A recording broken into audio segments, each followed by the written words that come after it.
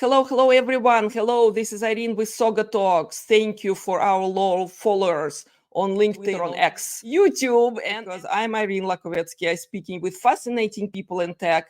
And today, in the portrait kind of vertical new format we're trying. So let us know if you like it better, because that should be best format for all the shorts, for all the shorter videos, and seem to be working well on mobile. Today is my esteemed guest, Barada Sahu. Barada, how are you? I'm doing well, Irene. Really good to be here and good to be talking to you. Absolutely. It's my pleasure and privilege, to have you on, because the topic we're going to touch on today is the role of AI, which is not new on SaugaTalks. We're covering AI from different angles, all the way from technology, shiny trends, to adoption, to challenges and best practices, right? You are an expert in commerce 3.0. Barada, can you enlighten us, right? How the term of commerce evolving as we speak, because on consumer side, we feel it, but please talk to us in professional terms. What does it mean now, commerce 3.0? What I call about as this generation, commerce moving through multiple generations, online commerce. And if you look at it, the first generation of online commerce was primarily driven by marketplaces. I mean, if you look at it, Amazon is coming on about 30 years now on the horizon. And the first generation of commerce was really about how do you enable anybody to sell online at all? How do you find customers? How do you get to fulfill to them? How do you surface all the right products for them, and how do you kind of continue the customer experience post fulfillment? But everything needed to be done together, and we've seen marketplaces kind of rise over the years. The second generation I see in commerce has been primarily as more brands decided to bring out their stores online. They said that, hey, we needed our own catalogs, our own products, our own brands to now be online. And so the second generation of commerce, as we've seen it, has been with the likes of the enablers from Salesforce, SAP, Shopify, of course, and the likes of Magento and BigCommerce also coming along the way. We've kind of enabled brands to now come and set up their online stores. We've seen a lot of more retailers and brands now having their online presence beyond just the marketplaces. And so we have seen the rise of the D2C movement also in the past decade or so. Now, the third generation, if you see, is shifting from this view of commerce being centered more around brands and products to really being commerce being centered around consumers. And because as consumers, what we are seeing is that we are seeing an explosion in the number of channels that we can shop on, whether it's your online store, whether we walk into the store on the street next door, or whether we go to high street, or whether we shop on a social platform. It's all the same brand that we're kind of communicating with and connecting with. So for what's happening is that got to put the customer at the center of it, and then kind of build all of the experiences around the customer. And so what we see as this next evolution of commerce is really about evolution to a customer first view of commerce. And incidentally, I also like to see it as these three generations in terms of, the first generation of marketplace commerce was all about mass commerce. How do you kind of get mass manufactured products right to the hands of everybody? The second generation was more about what you see social. So a lot of people kind of coming together in communities, and you see the rise of social commerce over the years. The next generation of commerce, as we're seeing it, is more personal commerce. So we're seeing that. And so Commerce 3.0 is about bringing all of these movements together, which is focused on the customer at the center of it and being more personal. And that's really what Commerce 3.0 today is all about.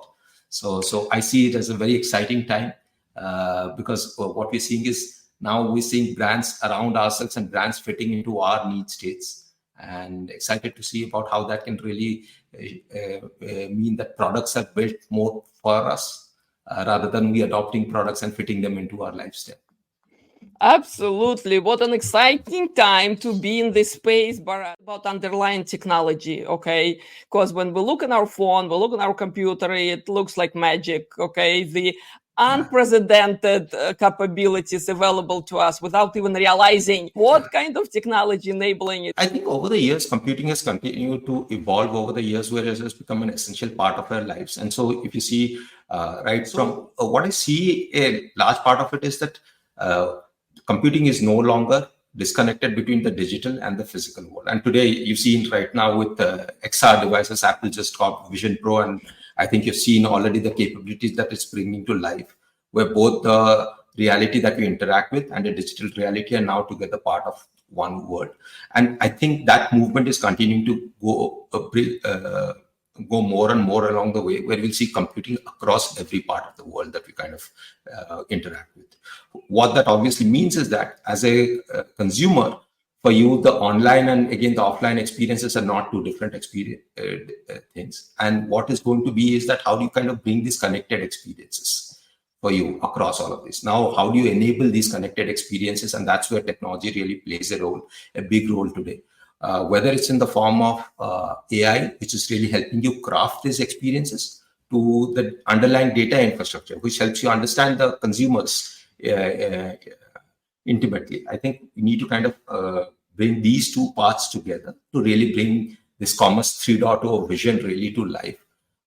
Like I said, the heartbeat of it is understanding of the customer. And to understand the customer, you need to engage the customer. And what we see is that there are these two very exciting pieces now coming together. We have already had a ton of data, which is now streaming in across different channels. But now really the ability to use this data to create experiences on the fly is what is being unlocked with these large foundational models that we have seen rise over the last year. And now they're coming into these exciting new use cases. How can you use this to generate experiences on the fly and connect the dot for the consumer across all of these different channels that they're shopping on? And so what we're seeing is that whenever now I walk into a store, it often the retail associates today are also starting to have intelligence about, when I walk into the store, they're starting to get to know who am I, and hence recommend me. I like white shirts. I have a propensity to kind of look for gray pants. So they're probably coming in with curated collections for me, rather than me having to browse the catalog all over there. So all of this is now starting to be enabled as we kind of see this combination of data and AI really coming into the hands of retailers today. So that's what is, I would say, the evolution on the tech stack that's happening. On the experience side, experience starts to evolve as there are new capabilities also being unlocked. Like I said, from mixed reality to virtual reality experiences are now becoming more real. Again, I don't think these things were not possible maybe 5 years back, but what has really become affordable is that the affordability of this experience for everyday retailers and brands, and they have become lots more accessible. AI is now allowing us to generate content and now allowing us to generate different pieces of code as well. So what it means is that retailers and brands can now tap in and create these experiences without having to invest in very heavy infrastructure. So I think these are two super important pieces that are happening today, and super excited as to how this will reshape a lot of experiences for consumers. Comment, Barada, on how GenAI is changing retail space. The first generation of use cases, everybody got the chatbot into the store, and I think you must have seen that kind of everyone today has an AI-based chatbot in the store which can help you answer queries about when is your order landing, what kind of products can I match it with, and so forth. What's the price, best price, what are some offers available. So I think the chatbot-based use cases have already started to roll out. But I think beyond the chatbot-based use cases, the obvious ones, I think what's really happening is the next stage of evolution is where the storefront itself is becoming more generated rather than designed. I think that's where a lot of more evolution for retailers are happening today. And on the second part of it is that there are also use cases which are now being unlocked on the, like you said, the understanding of the consumers on the analytics side, if you look at it, but also ensuring that you can bring this analytics in a more meaningful way to the retail associates within the stores. So they get the customer intelligence of a shopper who's walking into the physical store. So it's not just the digital stores that you're kind of seeing the impact on. It's also on the physical stores where retail associates are now being enabled with sales intelligence about customers, and hence they can recommend them better products. They can provide them with better advice on what would work well for them. So you see a more intimate shopping experience that is being crafted now with AI. And on the next side, there's also optimization on the supply chain. You're seeing the production of micro batch of products that are tailored around consumer tastes. Because now you have this ability to understand customers and also to be able to create new kind of product offerings for customers. What we're also seeing is very differentiated and personal product offerings being created for customers. So there's a bunch of this impact, right from consumer experience on the digital side to consumer experience on the retail storefront side to what we see is also on the product development side. And these are areas that are being now impacted with GenAI. And I'll give you one of those very interesting use cases that I came across with one of these brands that we're starting to work with. They want to create a continuous gaming destination for the customers who use their app today. So the customers use their app, but oftentimes they use their app primarily for finding out coupon codes once they're walking into the store and redeeming. And you must have heard the classic Starbucks coupon codes. So you kind of buy a coffee and you get the next coffee free after some period of time.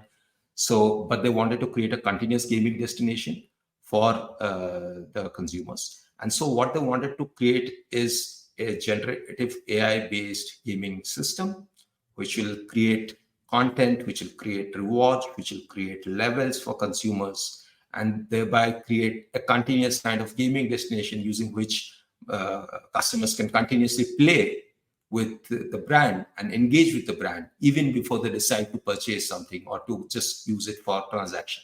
So I see lots of exciting use cases where brands are starting to lean in on digital products and digital product offerings being also an extension of the physical product offerings that they bring into the table. And I see GenAI as being a bunch of the enabler to power all of these together. Yeah. Let's talk a little bit about implementation now, because you really painted a great picture ahead of those in retail or maybe close connected industries as well. But what are the essential considerations or best practices for retailers adapting AI? That sometimes goes, not as well as they probably thought in their plans and strategies. Mm-hmm. Yeah, I think one of those, and as we kind of speak with a lot of retailers, is that, before you kind of jump on the AI bandwagon, the first thing is to get your data stack in place, because most of your generative AI models today are foundational models which are trained on open data sets, but a large part of your business intelligence relies on your closed data sets, which is that what is it about? What do your customers like? What are your product attributes? And so it's your data that you kind of need to have a handle on before you can really leverage the AI systems fully, and then be able to train and fine tune the foundational models to really create these applied models that can really work for you and your category itself. So before any of the retailers really jump on the AI bandwagon, I think the first thing that they need to kind of take a good look at is that how clean is my data? How well organized is my data stack? That's number one. The second step, I would say, is that as you kind of bring on AI on board, you have got to also understand is that there's the propensity for the models to hallucinate. You've got to ensure that you ground the models by training them and fine-tuning them with the right data sets, have the right guardrails to be able to check the output so that your customers are really not getting that customer experience which is off-brand. So the ability for you to kind of look at the grounding the models itself, being able to check the outputs of the model through different kind of passes is super important as you kind of bring AI on board. And the final part of it is also ensuring that you have the ability for you to create the feedback systems to kind of improve the models. So I think these are three important areas that we see: data governance, grounding models, feedback loops to train and fine-tune the continue improving the models are super important as you go about driving AI adoption within your enterprise. And of course, to do all of this, you need partners, you need people who understand them, and you need to kind of have a good relationship and rapport to work with them, because that's super important. Today, in the hype of AI, there's also a lot of different things that are being promised. You've also got to prioritize what really makes sense for your business. Is the extra expenditure on AI and marketing going to make sense? Is it on the supply chain that I need to invest in? Is it basically my product assortment, or is it my product development? Which is the needle mover for my business? So I think that's the prioritization bit that I would advise for most brands and retailers. And I think that's probably the way to keep in mind as you kind of having a good AI portfolio and a good AI mix adoption within your organization. Yep, you mentioned a few use cases before. So what about if we spell out somehow the low-hanging fruit? Okay, I know companies already looking at. They haven't looked yet. I mean, they're really behind. But can we please summarize based on your experiences? Yeah, what kind of low-hanging fruit use cases and how to really achieve them? Yeah, so I think on the consumer experience side, again, like I said, there's a bunch of these use cases emerging across the table. On the engagement side, I'll speak about this gamification, there's quizzes, there's rewards, which are all coming into the front. So these are some of those use cases which are coming on the engagement side. I think that's usually a very low-hanging fruit that's kind of getting enabled. This is post-content creation itself. I think on the content creation, we are very well aware in terms of already product content really being created automatically with AI. But I think it's really about grounding those models and ensuring that they are on brand. That's the important bit to keep in mind as you kind of enable product content. Then we are definitely seeing better merchandising being enabled. And I think while merchandising has been around for a while right now, really today what is really being unlocked with this language models is also the ability to understand products using by understanding the product attributes and by understanding the product descriptions. And so we are able to have better vector-based search, which really allows for better recommendations. So I think we're seeing also an emergence in terms of how merchandising and search experience is evolving over there. And then finally on sales and promotions, where there's more personalization really coming into the picture. So I think we're definitely seeing an emergence of that. These are at least things on the consumer experience side. On the retail experience side, I think on the storefront experience, it's also enabling sales associates with better customer intelligence. And I think those are some of the low-hanging fruits that I would say that brands need to double tap on and retailers need to kind of double tap on before they start indexing on more sophisticated initiatives around how do I kind of use AI to kind of drive in product development or to improve supply chain efficiencies. So yeah, so these would be some of those low-hanging fruits that I would say that really stand out for me. In your recent LinkedIn post, you don't have to remember them all, right? But in one of the posts, I saw Etsy example, okay, how they piloting AI-based gift recommender. Do you recall that example? Can you maybe spell out the exact success story there? What have they tried? How did it work? And what part, Mason, your company is playing in it? Yeah, so Etsy, I mean, we didn't power the Etsy gift recommender, but I think the Etsy gift recommender is a great example of how AI can really be used to kind of improve a digital product portfolio for a brand itself. And I think we're speaking a little earlier about it. You know what? Retailers are now creating digital products which enrich the life of customers. Now, typically for when you're creating gifts, you want to know what kind of gifts would really be sensible for people who are being gifted to. And so a gift recommender really makes the life easy, especially if you can get to know that, hey, here are my friends, they're probably looking for gifts A, B, and C, and I can really kind of help curate a gift list for them. And a gift recommender really helps you create these curated gift shops using which you can go and buy from a curated list of products rather than really kind of browse the entire catalog. And I think that's really the use case that was done by this. What really powered the AI powering it was really the merchandising bit of it and the engagement, the engaging experience and the content created for it. Those are the two bits which really kind of made sense for it.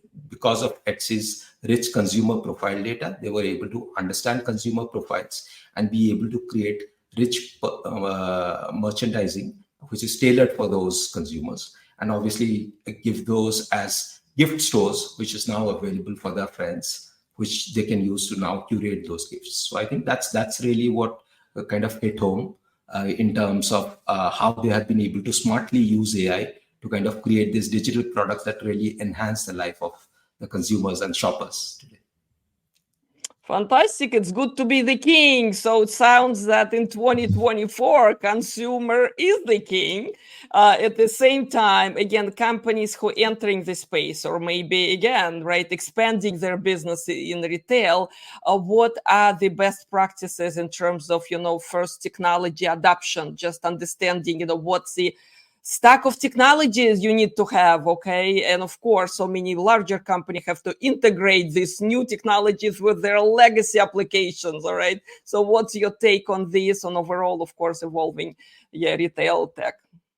Yeah, so one of those key things is to have the right partners before you kind of jump in on the technology bandwagon, because like you said, it's a very noisy space, right? From existing monolithic stacks and legacy stacks to basically there's new exciting LLMs, but there's also the privacy issues that come along with those. How do you kind of ensure that you ground those models? So there's a lot of different moving pieces over there. It's finding the right partners that's super essential before you can kind of adopt AI. And one of those core pillars I'll reiterate is there's data, there's ensure first find your right partners, get your data in place, start training your models, launching out, prioritizing your use cases, which really make sense for your business. And then subsequently look at, like, once you've prioritized those use cases, how do I get them live to the customers and create the feedback loop for my models to learn better and my AI to learn better. So as you kind of jump on the technology bandwagon of adopting AI, I would say that take a roadmap, create a roadmap for AI adoption within your company, and then start working with the right partners to be able to get those to life for consumers. For consumers, I see it's a super exciting time because what it's really meaning is that our experiences are really becoming a lot more seamless as we interact with brands. And for brands, I see it's one of those pivotal moments as to say that, hey, how can I today adopt AI to really make a connected experience for the consumer across all the channels that I'm selling on? Whether it's marketplace, whether it's social, whether it's a direct channels, or whether it's on an offline store, I need to understand the customer and make that shopping experience personal. And I think that's what's emerging out for brands today. And AI is really enabling that. You just need to be ensuring you have the right roadmap to drive that adoption for AI today in your company. Yeah. And this will be the right place in our talk, Barada, to talk a little bit about Mason, because you are a founder and CEO. All right. Congratulations. Yeah. Congratulations on all these successes. I've learned about the company. Absolutely amazing journey that you've been on. Can you maybe describe, right, how you started and why retail tech in your career? Well, thanks, Irene. I mean, for me, I've been like now a part of retail and the commerce ecosystem for a while now. I mean, while technology itself, I've lived my whole career and life now at the intersection of technology and commerce, as I call it. So a big nerd in both. I spent a bunch of time working at the Flipkart group, which is a part of the Walmart group now. Mm-hmm. And built a bunch of the infrastructure for building out the revenue infrastructure, which is everything to do around how do you monetize customers, how do you ensure that you have the right visibility for brands, how do you ensure that brands get the right engagement with customers. And so we built a bunch of the engines and the systems over there. And that also led us to understand that, you know what, a large part of how digital experiences were evolving was on the basis of consumer understanding. So, and what we saw was that as more brands and retailers were coming online, they lacked a large part of that infrastructure today. That's really been one of those key forces. Simultaneously, we are also seeing these exciting leaps in AI in terms of how content could be generated automatically and how AI was really playing a key pivotal role. So we jumped out to kind of bring all of that together at Mason. Today at Mason, what we have is a suite of solutions for retailers to leverage AI, and that ranges from content generation and content automation to how do you do the experience automation and to how do you do sales automation. So it's a full-fledged shopping engine, as we like to call it, for retailers, and it helps you run your shops on autopilot, helps you understand consumers and create and generate all of these shopping experiences on autopilot and make shopping more personal and fun. So that's what we do. And I'm super excited about how the space itself is evolving and how the next generation of commerce is really about making shopping personal. And I'm excited to be a part of that. I want to encourage our listeners, first of all, follow Barada on LinkedIn, follow Mason, because what I've learned about the company, it's an incredible achievement, okay? You are top tech startup in Canada, right, in 2023. You are top conversation optimization startups in North America, also top e-commerce startups on Earth. How did that come about, Barada, on Earth? Good job. Thank you for all of that. And I think it's been a fabulous journey. I think it's just been working together with, and a large part of the learning also has been together with our customers that we have been working with. They've been fabulous partners as we have kind of scaled up, and we have come to learn a lot of these very creative ways in which AI is now today being adopted is also from their minds itself. And today we continue to kind of work together hand in glove to kind of make adoption of AI across retail super successful. And I'm excited about where this is headed. Incredible, really. So best of luck to you and the team out there. It's a lot of hard work. It sounds easy, but we know it is not. At the same time, yes, seems like you're still excited about the vision and the mission of the company. You are very much an advocate for the company and with authentic voice, okay? That's where we help at SaugaTalks, all right, to bring leaders, to bring their vision, to bring their experience out there. So I encourage everyone to follow Barada on LinkedIn and everywhere else, all right?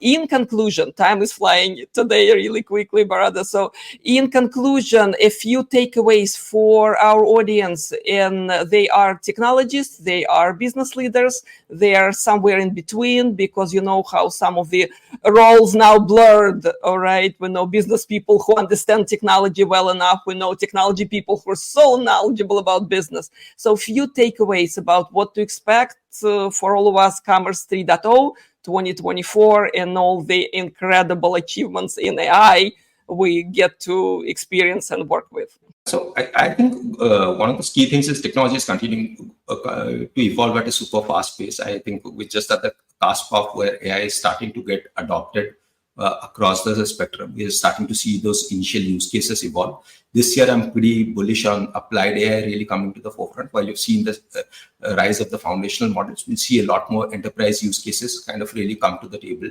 this year. And for that to happen, really, what needs to happen is this focus on how do you kind of manage your data and how do you kind of have the right partners to be able to train this. So I'm super excited about some of these applications that are going to come. We're also starting to see the use of AI in devices itself come to life. So if you're asking me for folks who are listening into this podcast, I would say that learn how to use this technology to the best advantage for your business today. And for that, find your right partners and again, index on your right data and figure out all of those things that you kind of spoke a little bit about earlier. Data, partners, roadmap, and then kind of drive the implementation forward for customers. I think this will kind of be the right road forward. In retail, especially, I'm super kicked about all of these different use cases really coming to light because we see stores really getting transformed across on retail, across the board.